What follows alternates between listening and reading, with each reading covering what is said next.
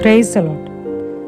మత్తయి సువార్త 6:3 నీవైతే ధర్మము చేయనప్పుడు నీ ధర్మము రహస్యముగా నుండి నిమిత్తము నీ కుడి చేయి చేయనది నీ ఎడమ చేయికి తెలియకుండా వలెను. బైబిల్ గ్రంథంలో జారెపత్ అనే ఊరిలో ఒక విధురాలు ఉంది. కరువు సమయంలో దేవుడు ఎలైజా ప్రవక్తని అక్కడికి ఆ ఊరికి పంపించారు.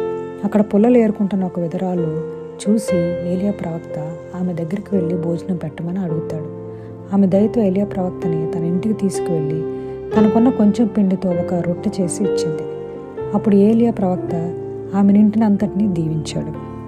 ఆమెకి సమృద్ధిమైన ఆహారం దొరికింది. ఆమెను ఏలియా ప్రవక్త అడిగినప్పుడు సణగలేదు. వెంటనే ఆమెకున్న దాంట్లో ఇచ్చింది. పక్కన ఉన్న వారిని ఏమీ అడగలేదు. కొంచెం భోజనం సహాయం చేయమని ప్రవక్తకి. ఆమె విశ్వాసంతో ప్రవక్తకి రొట్టె చేసి ఇచ్చింది. తనకు దీవెనలు వచ్చాక నేనే మొదట ఈ ప్రవక్తకి భోజనం పెట్టాను అని ఎవరికి చెప్పలేదు.